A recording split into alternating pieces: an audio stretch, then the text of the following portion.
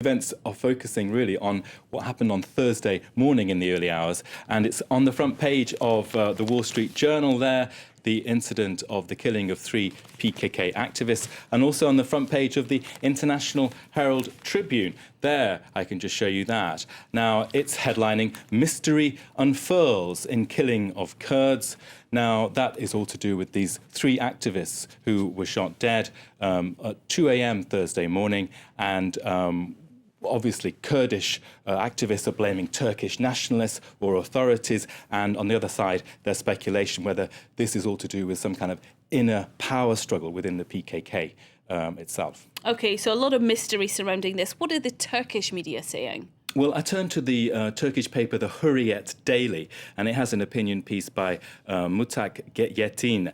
And it quotes Turkey's ambassador to Paris saying the killer or killers entered without force, which could be a sign the murdered activists knew the attackers in person.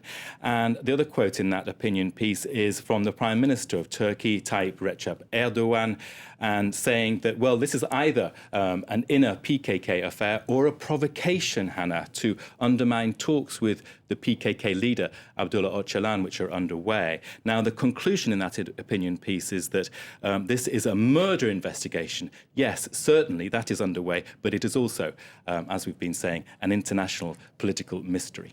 OK, and what about Kurdish media on this? Well, I delved a bit deeper. I went for the other side to see what Kurdistan activists were saying, and I got to the Kurdistan Post. Now, this is an opinion piece by Dr. Mustafa Pekoz, and it's there, Paris Katliami, which translates as Paris Massacre. Now, it's saying this is the first act of assassination against the Kurds in Europe. It's taking place as the PKK are really a force to be reckoned with in the Middle East, and with Ankara facing defeat from the PKK for the first time.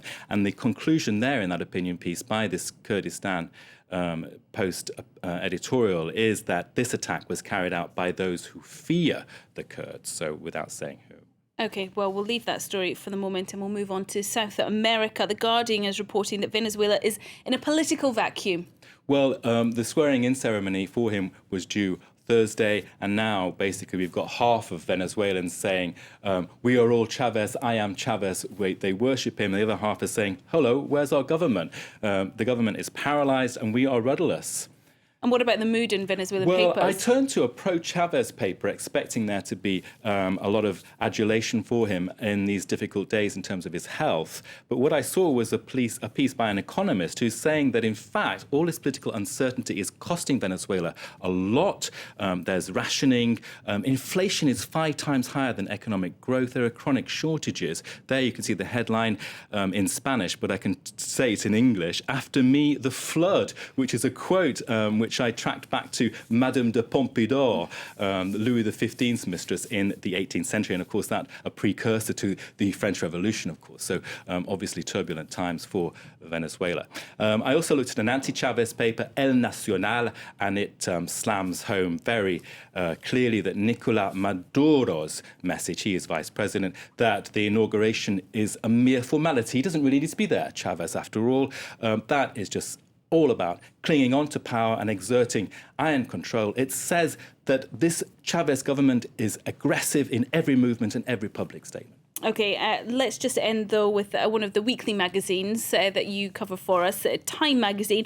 For its editions outside the US, they're leading on the situation in Burma. It is. They've got a cover piece. We always think about Aung San Suu Kyi, but the cover for Time magazine is actually of Thein Sein, who is the president of Burma. Now, there's an interview with him. It says, yes, he's a Gorbachev, a colourless apparatchik, but he's a kind of guy who actually has read the memoirs of Obama, Kissinger, and Tony Blair, of all things. Now, of course, the questions for him are, will these freedoms last? Will they last? And the Times conclusion is, well, there's an ethnic tinderbox, and there's also a coup possible with disgruntled generals, perhaps not lining up with this elections in sight in 2015. All right, Nicholas, thank you very much indeed.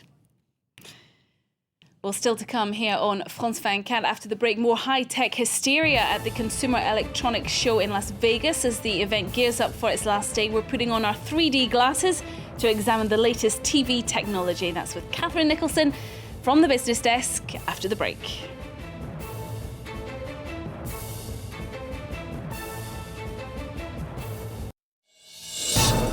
The European Talking Point on France 24. Talking Europe, with all the main European news, debates between representatives of the best and worst performing EU member states, and exclusive interviews with major personalities. Talking Europe, on Saturday, 1:10 p.m. Paris time, on France 24.